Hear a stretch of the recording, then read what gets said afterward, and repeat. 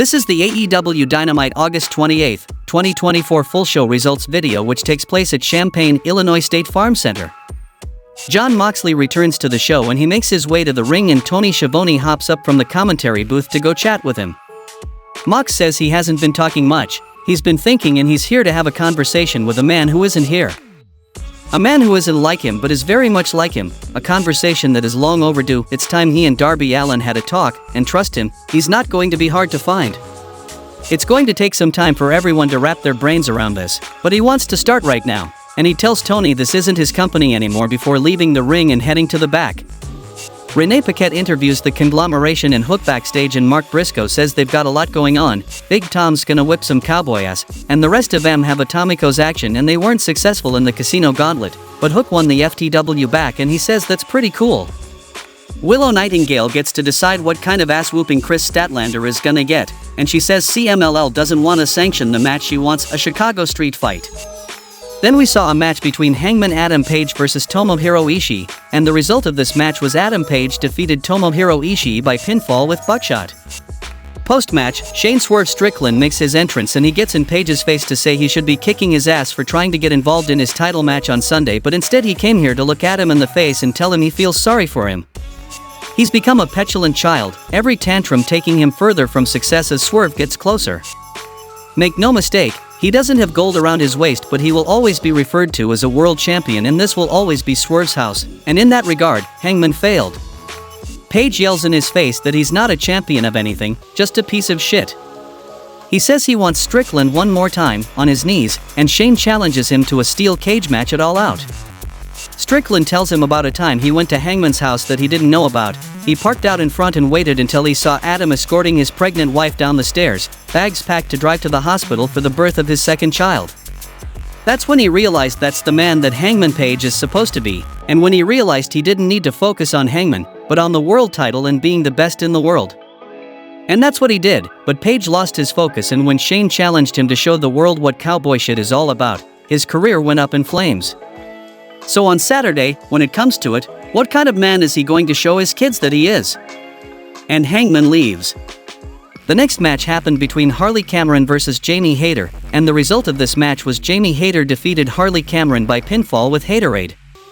Maxwell Jacob Friedman makes his entrance and gets on the mic and he says he's in a tremendous amount of pain and he has a splitting headache, so he's going to politely warn us that if we don't pipe down he'll hop the guardrail and beat the holy hell out of each and everyone in the arena. He says he lost his ring and his championship and he has herniated discs in his spine, and where were we?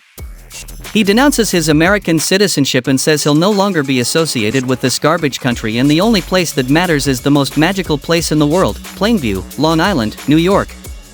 He calls Will Ospreay out and claims he cheated, and this isn't over by a long shot. Ospreay should keep his head on his swivel, and one day Will is going to be so close to the world title and he will cut him off at the knees with a smile on his face. And last but not least, the scum of the earth, a child he tried to help, Daniel Garcia. He calls him a bum and says if he shows his face ever again he's going to end his life. Daniel Garcia attacks him from behind and beats him down. Garcia goes for a piledriver before looking at the corner and dragging MJF's carcass over and setting him up top. Security hits the ring, Red Death clears them out and chokes Max's comeback off, and chokes him in the corner. Up top, jockeying for position, but Christopher Daniels makes the save with more security and MJF slips away to the safety of the floor. Garcia tells Max he pawned the Dynamite diamond ring to pay for his plane ticket to London, and he says that ruining MJF's life is his fetish, and he talked to Tony Khan and it's official, Daniel Garcia versus Maxwell Jacob Friedman on Saturday at All Out. But beating him in a match isn't enough. He won't feel fulfilled until he drops him on his head and breaks his neck, and anyone that might care about him will have to watch him suffer, and he wins the microphone at Max and nails him in the dome. The next match happened between Hook and the Conglomeration versus Roderick Strong and the Learning Tree, and the result of this match was Hook and the Conglomeration won the match by submission with Red Rum from Hook on Roderick Strong. Post-match, Mike Bennett and Matt Taven put boots on Hook and beat him down with Roddy as security separates the Conglomeration from the Learning Tree. Mercedes Mone is throwing a party to celebrate her win backstage, and Private Party rolls up chanting CEO and congratulating her and putting her over as a fighting champion and toasting her. Isaiah Cassidy compliments her outfit and Camille pushes him away as Kazuchika Okada rolls up and Mone asks him how to say bye bitch in Japanese, and he whispers sayonara bitches in her ear, which she repeats for Private Party. Then Tony Schiavone is on the stage to introduce Mariah May for her championship celebration. She takes the mic from him and introduces herself as the new AEW Women's World Champion, but she regrets to inform us that her title celebration has been postponed because she's not doing it in this town. She knows it's called Champaign, but it should be renamed to Flat Warm Piss Beer, and judging by the flat boring women in the audience, it's something they're used to shoving down their throats among other things. What they desperately need is glamour, and luckily for them, that's everything that she is, and she's going to take her robe off now to show exactly what she means. Look now and never forget that this is your new AEW Women's World Champion, Mariah May, and she steps forward and opens her robe to reveal the title belt and her lingerie before abruptly closing it and saying that's enough and storming off.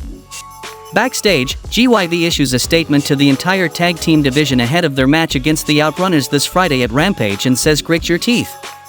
The next match happened between Kyle Fletcher vs Ricochet, and the result of this match was Ricochet defeated Kyle Fletcher by pinfall with Vertigo. Post-match, Will Ospreay makes his entrance to check out his old friend and rival, and he lays the International Championship at his feet and gets on the mic, but Pac interrupts him with a poison Frankensteiner. He grabs the mic and warns William, telling him not to forget about the bastard. As for Ricochet, he welcomes him to AEW and tells him to get to the back of the line because this one here belongs to him. Jon Moxley is walking out of the arena and warns off an interview by telling him to not cast pearls before swine. He grabs a guy and asks if he knows what we can use around here, and Marina Shaffer rolls up to start throwing security guards around. Mox says we could use a lesson in humility, and Marina turns around and shoves the cameraman down. American Dragon Bryan Danielson makes his first entrance as AEW World Champion, and he gets in the ring and on the mic and says after trying and failing, finally Bryan Danielson is the AEW World Champion. In front of over 50,000 people in Wembley Stadium and his family in the front row, when they got to the back, his daughter told him this was the best day of her life. Even before she said that, he knew it when he got to the back and his peers congratulated him. He knew that was his favorite moment in his career. But then when he got to the press conference, he was asked what's next, and his contract expired on August 1st, and he's gonna need neck surgery sooner rather than later, and his family is ready for him to come home. He's had a lot of thinking to do since Sunday, and when he first got to AEW, one of the first things he said was thank you to the people who started this place, and if you're here in the building tonight you probably agree that AEW is awesome. He has loved pro wrestling his entire life, and the fact that AEW exists makes wrestling in his life better. When he thinks about the roster in the back now and everybody that's going to be here in the future, he thinks it's probably time to go home, but not yet.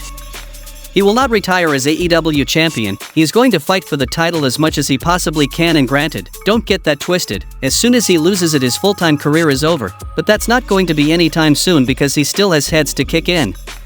So in 2 weeks, All Out in Chicago, we've got a young, hungry locker room, and he's got an AEW World Championship to defend, so first come first serve, come get a title shot.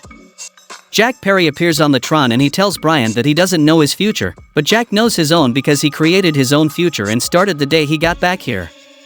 His future is to retire the American Dragon and be a world champion, and his future and the future of AEW are one and the same, whereas Danielson's future is behind him. It was a pre-tape Perry because he is in the ring attacking Danielson. He takes his shirt off and charges in with a running knee and holds up both his own TNT championship and the world title, and the show goes off the air.